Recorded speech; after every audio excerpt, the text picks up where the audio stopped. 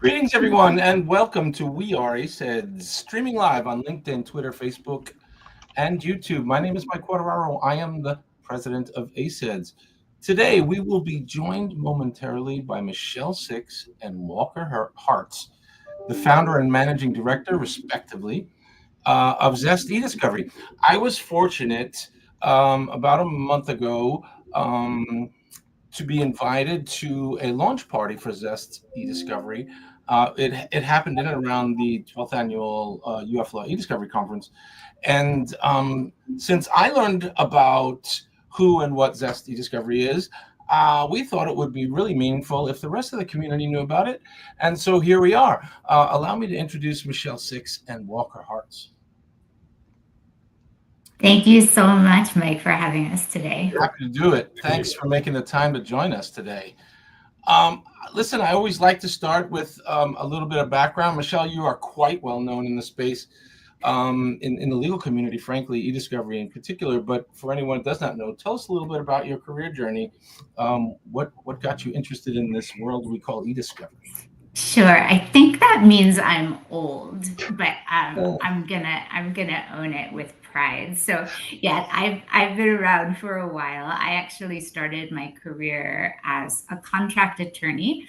I went to law school kind of late in the game because I had been a professional actress for most of my life doing theater around the country. And then decided on a sort of career change when I had a young family. So went to law school, started as a contract attorney because I was still acting. So it was a job that gave me some flexibility, which is, I think, the reason a lot of folks actually go down that road in the first place.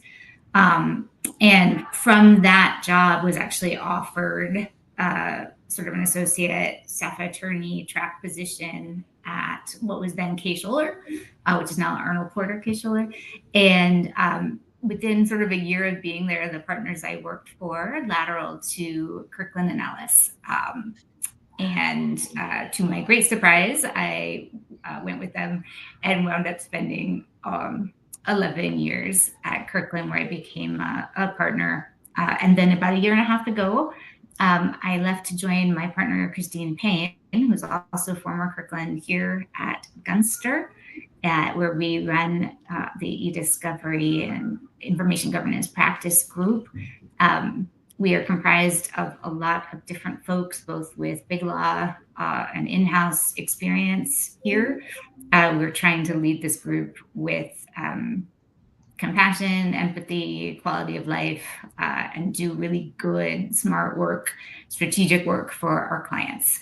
And Zest was sort of born out of the support of the firm to have a wholly owned eDiscovery subsidiary to serve a market that we think is a little bit underserved in this space. And we were very lucky to bring Walker Hartz on board to guide us here.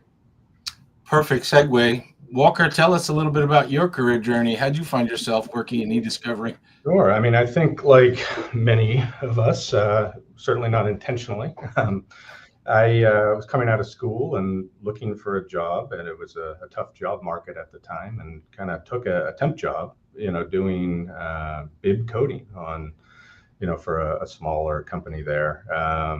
Quickly found out that, for some reason I was good at it, although I can't say why, and didn't hate it as much as maybe I should have. So quickly got hired on there, worked as a project manager there for a couple of years, and then moved on to Recomind at the time as a project manager back in maybe 2012 or so. Then moved on to managing the project management team there at Recomind for a couple of years up until they were acquired by OpenText, mostly working on the Accelerate software. And then from there, I moved into managing the private cloud business unit for Accelerate clients.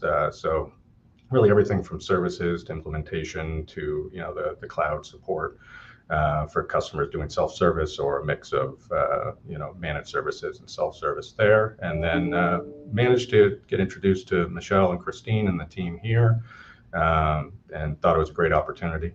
So really happy to be on board and kind of apply my experience to what we're doing here. Again, I think it hopefully works well with, Michelle and Christine and the rest of the team's kind of deep legal experience. I've, spent most of my career, in the software, both in, working in it day to day and, working in the design and the, being a liaison to the product management teams. So I think I have a good appreciation for that side as well. Thank you for sharing that. And so let's talk a little bit about Zest eDiscovery. Michelle, I'll start with you. What is it?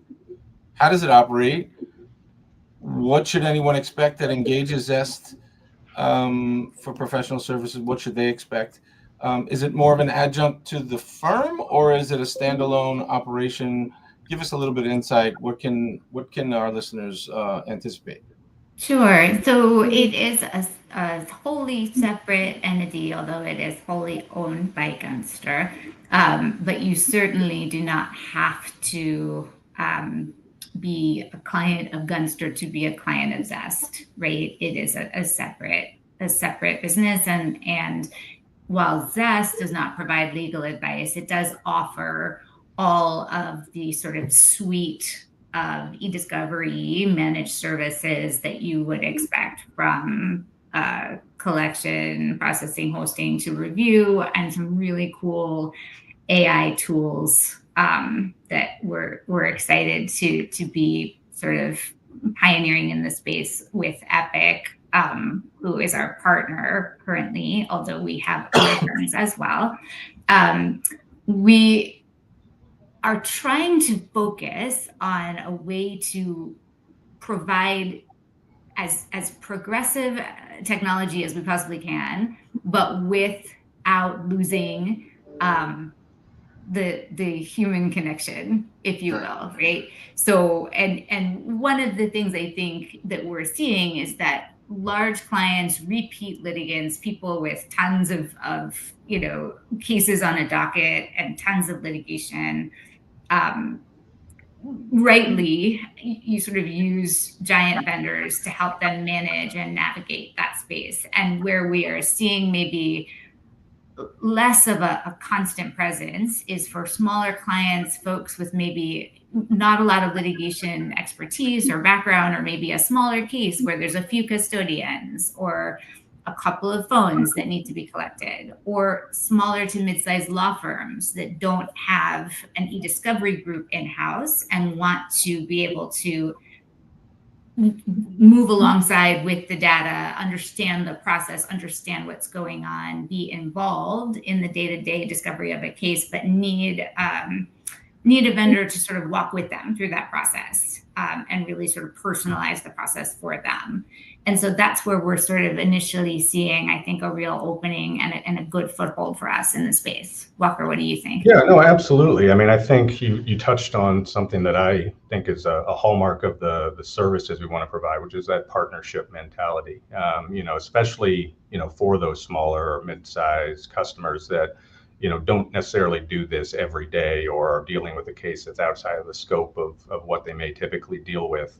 That can be scary. That can be, you have a ton of work in front of you, a ton of cost in front of you. So we really want to come in and provide that trust and that partnership to guide you through that process, and really, help you either, engage your own resources in a self-service capacity and help guide, be overflow services, or, do one part of it, or manage the entire process for you.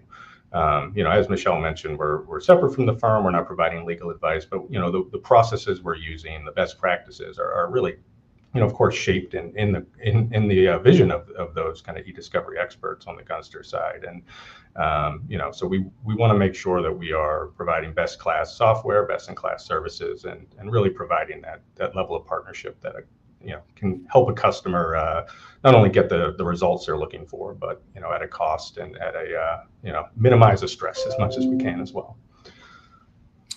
And so, I mean, obviously, we've seen these.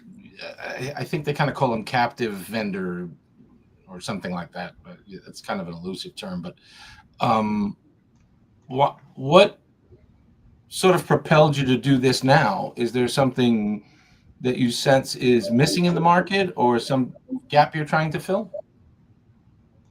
So I think what I've been seeing or just observing is that sometimes we tend to default to sort of, okay, this worked on a prior case, we'll just do the same thing over again, right? If we use tar on our last case, we'll use tar on this case.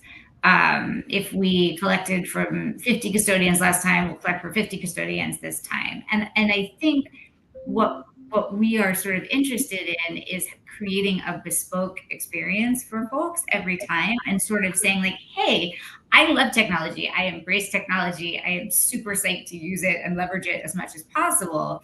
But it might not be for this particular case that you need to use a generative AI product, right? Like for this case, we may be able to reasonably satisfy discovery obligations by collecting, a minimum amount of data, using targeted search terms to identify, what makes sense to potentially produce here, identify our privileged information, make sure it's properly protected, and kind of getting people off the sort of, the roller coaster of like, okay, well, this is how it's always done, so here's how we're going to do it this time. We'll just keep doing it the same way over and over. And I think that what we're trying to do is create that more thoughtful, more strategic approach of trying to really identify what's right for the case, even if that's maybe not spending all the dollars on cool new technology. That's sort of, I think, one of the things that we've been seeing, where we're trying to think, how can we kind of slow that train down a little bit and offer people an experience that meets them where they are while still satisfying their discovery obligations.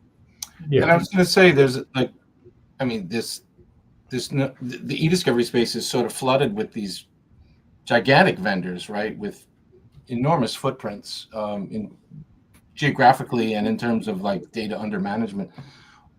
What makes you think that there's room for a small sort of bespoke offering like yours?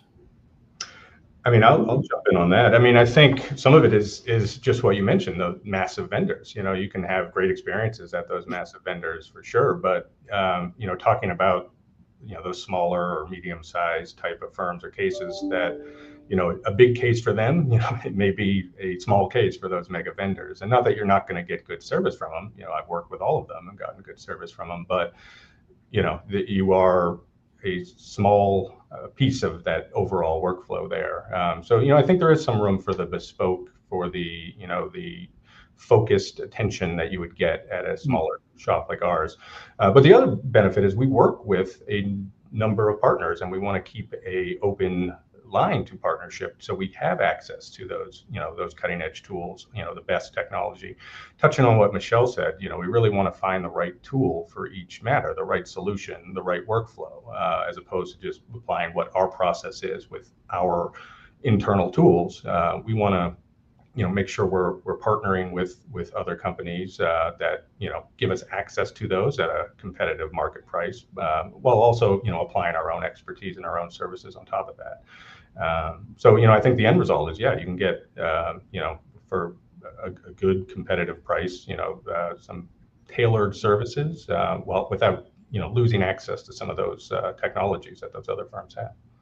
Yeah, I also think moving from going from truly the biggest, or one of the biggest law firms in the world, to a smaller firm, and now that I'm at this smaller firm, having met attorneys from a bunch of similarly situated smaller firms around the country, we really have realized that they are not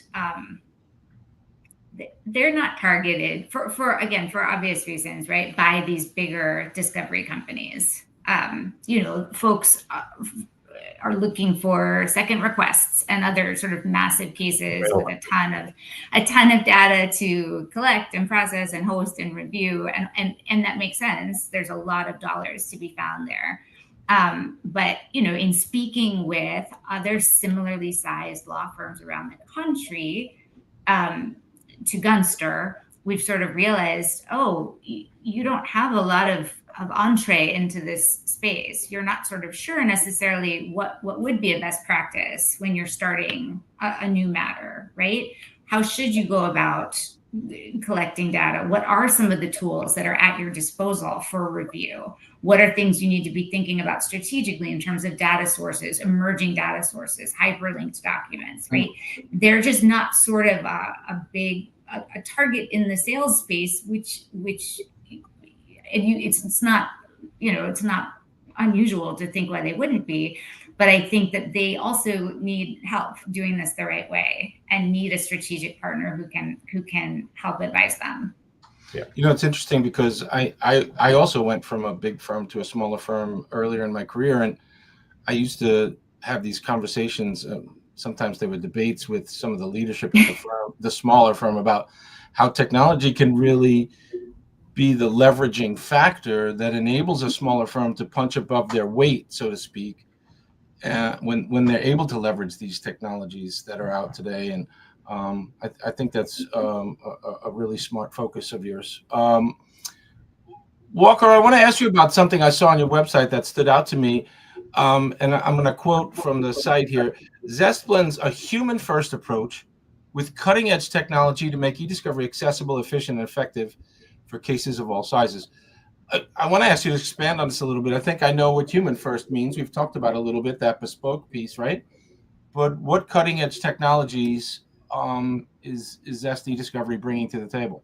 Sure. I mean, I think, first of all, AI would be remiss to not talk about that, but that's a whole other topic there. But going back to kind of the model we're taking in terms of, our partnership, it's really everything. It's, we want to grant access to the best of the technologies that's available, especially specific to the need at hand. You might use different technology for a construction matter than you do, a commercial fraud matter or something like that. So we, have a wide range of technologies available, through us, and we're vetting them for you. So if you are that small firm that you are not, plugged into what the latest and greatest technology is, we're there to partner with you to have already done that vetting and help guide you through the process and make recommendations as to what would be the right tool there, and then to offer it for you. So that's, one way that we look at providing that technology. Some of that is stuff that may not even exist yet. Again, especially in the AI space, we expect, a lot of development over the next couple of years. Legal Week's coming up next week. We expect new releases, coming out then from other vendors as well. So we stay on top of that. We vet them, we test them, we have them ready to go when, the case comes along that requires it. Yeah, I appreciate it. And we should talk a little bit about AI, because I always love to get everybody's thoughts on this. And so one of the things that obviously facing the eDiscovery community is when the dust settles, what is the real value of something like generative AI to eDiscovery professionals? Michelle, I'd love to get your thoughts on that. Yeah, so I think the challenge to me about generative AI in the discovery setting is not necessarily whether it can add value, promote efficiencies. I think it almost certainly can and does, and will become, every 3 to 6 months that goes by, the tools will become more elegant, more refined, more useful. The challenge that I see, in the same way that we've seen challenges with TAR in the past, is getting it through in a big sort of bet the company case or mass tort action, MDL action, without, litigating it to death, right? I think that's part of, if it was just the sort of thing where we could say, hey, we're going to use a generative AI tool and you will get all our responsive non-privileged documents, in this case, pursuant to, the scope of our objections and responses to your document requests. Everyone would be so happy. It would be fantastic. And we would have met our reasonable discovery obligations. But I suspect that we will see a little more pushback and negotiating from certainly mass tort plaintiffs wanting to understand the process, wanting disclosures around the process. And that is where I think it becomes a little different, right? Because the way generative AI works is different from a more traditional TAR algorithm, and having those disclosures be sufficient for plaintiffs' purposes may look a little different from what we think would be sufficient for our reasonable discovery purposes.